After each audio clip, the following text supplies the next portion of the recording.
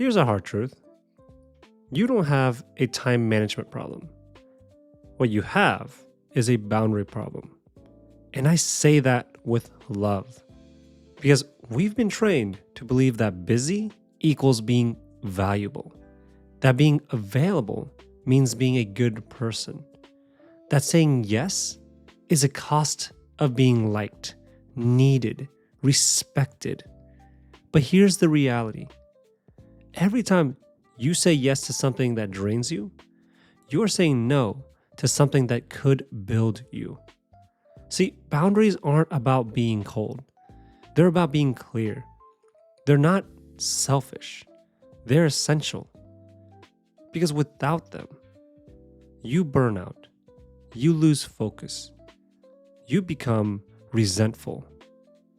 You start giving from a place of depletion instead of overflow. And you see, boundaries aren't just for big dramatic moments. They're for the little decisions you make every day. See, the text you ignore because you're mentally drained, or the event you decline because rest matters more. How about the work call you don't take at dinner because your family deserves your presence? See, every one of those moments is a chance to reclaim your power. And if you've ever found yourself exhausted, stretched thin, or quietly angry at how much you do for everyone else, this episode's for you. Welcome back to Hard Truths, the podcast where we cut through the noise, challenge the way you think, and talk about what's actually keeping you stuck. Today, I'm going to show you how to build boundaries that actually work. Not just tips, but mindset shifts, communication tools, and real strategies to protect your time, your energy, and your peace. Because quite frankly, you owe it to yourself. So let's get into it. Let's start here. Most people don't realize that every time they say yes to something that doesn't align with their values, they're training their brain to ignore their own needs. This is deep. Because on the surface, you think you're being generous, helpful, and accommodating. But over time, you're building an identity around self-neglect. You're sending the message to yourself and to everyone around you that your time doesn't matter. And you see, over time, this takes a toll on your nervous system.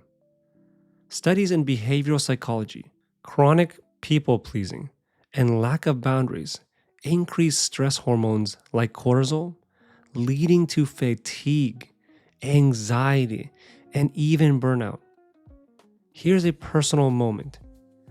I used to say yes to everything, helping friends move, picking up last-minute shifts, attending every family gathering, even when I was dead tired. I thought to myself, this is the right thing to do. But deep down, I felt depleted, unseen, and honestly, kind of bitter. It wasn't the task themselves. It was that I kept saying yes when my body and mind were screaming no. The truth is, every time you override your own need for rest or space, you teach your brain that other people's comfort matters more than your own health. Think about this.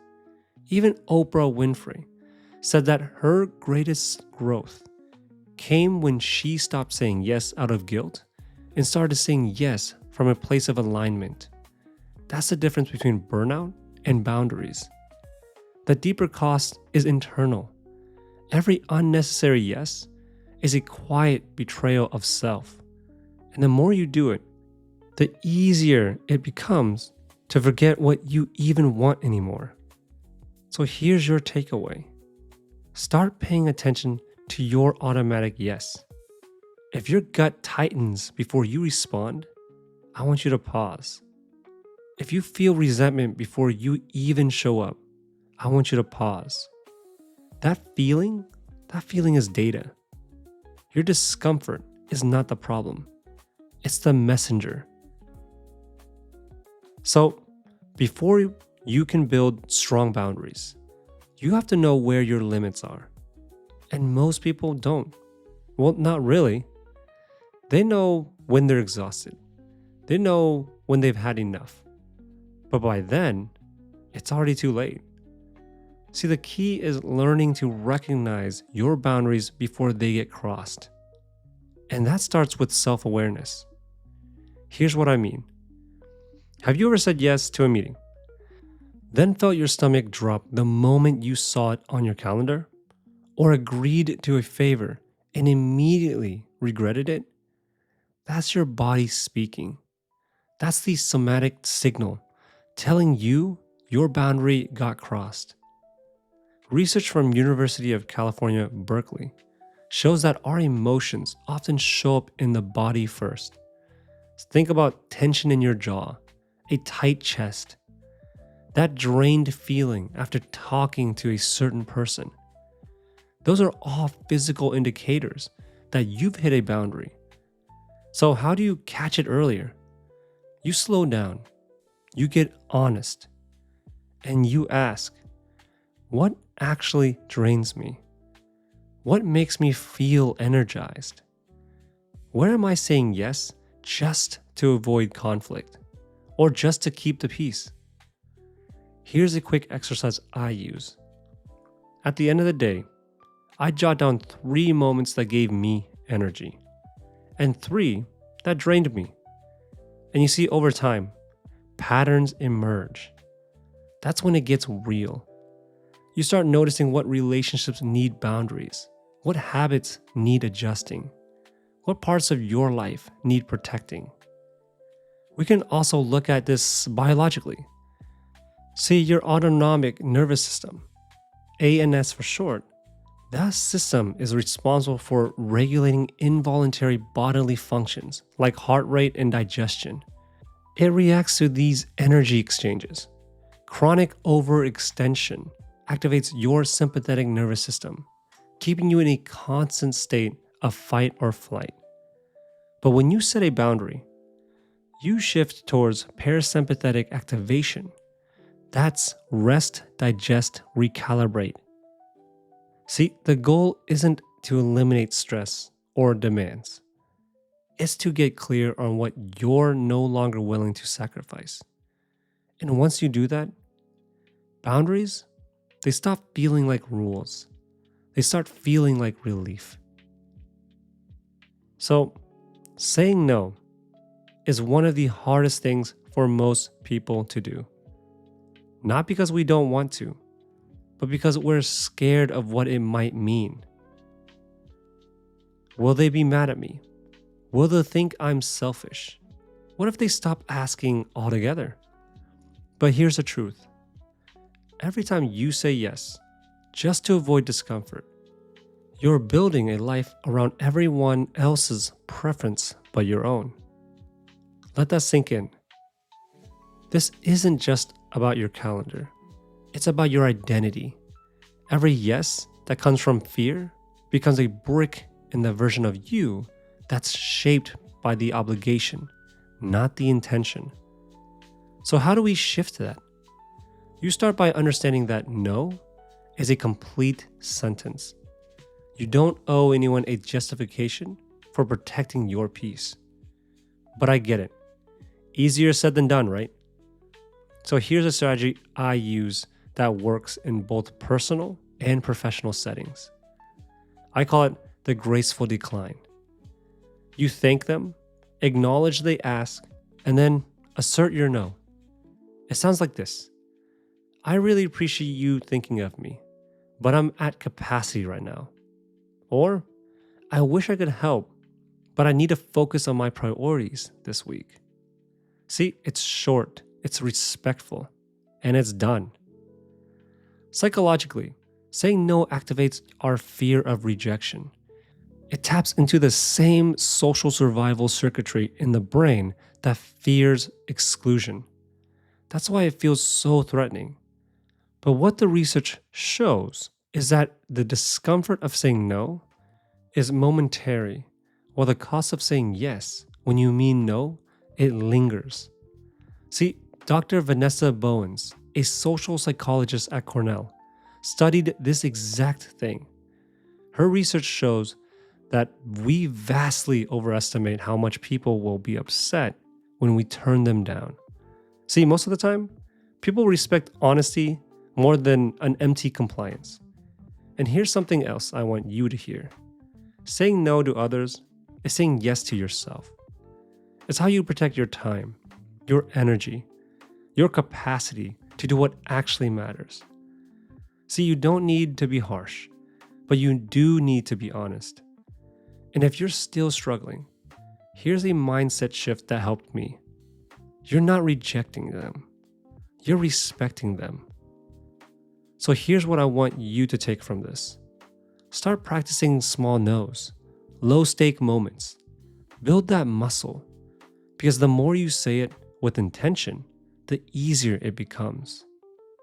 And the next time you feel guilt creeping in, remember this. Guilt is a signal that you're breaking a pattern, and not all patterns deserve to stay. So let's make this real. Here are 4 things I want you to start doing this week to build better boundaries. First, name your energy leaks. Write down 3 things that consistently drain you. Maybe it's your group chat consistently blowing up during work. Maybe it's that weekly meeting with no agenda. Or a friend who only calls when they need something. Identify these patterns is the first step towards cutting the cord. Second, practice one daily no. Say no to something low stakes once a day. That might mean skipping the just check-in call that always runs long, or saying no to scrolling social media before bed, or letting a coworker know you won't be taking an extra task today. See, each small no trains your nervous system to value your boundaries. Third, I want you to audit your environment. Is your space serving you or stealing from you? Turn off non-urgent notifications. Set quiet hours. Clean the clutter that mentally zaps your focus. Even setting a 10-minute timer to tidy your workspace every morning can transform your mental clarity. And lastly, replace guilt with clarity. Every time guilt creeps in after a boundary, pause and ask, was the choice aligned with my values? If yes, then breathe. That discomfort is detox. I want you to remind yourself, I'm not being rude, I'm being real. You don't owe anyone your depletion. Your challenge this week, protect 1 hour this week just for you. Go for a walk, write, sit in silence, guard that hour like gold. Because every act of protection teaches your brain, I matter. Let's make that your new norm. So here's the truth. Boundaries aren't about ego. They're about alignment. And when you stop outsourcing your worth and start protecting your time, everything in your life starts to shift. You start choosing people who pour back into you. You start building habits that feel like self-respect. And you finally stop apologizing for taking up space. So this week, pick one thing from today's episode and live it. Say no without guilt, or carve out an hour just for you. Or stop explaining your boundaries to people who are never going to respect them anyways. Tag me at Danny Livin, DANNYLYVIN, and let me know which boundary you're setting this week. This is Hard Truths. And today's truth? You don't become strong by doing more. You become powerful by doing what matters. I'll catch you in the next one. Take care.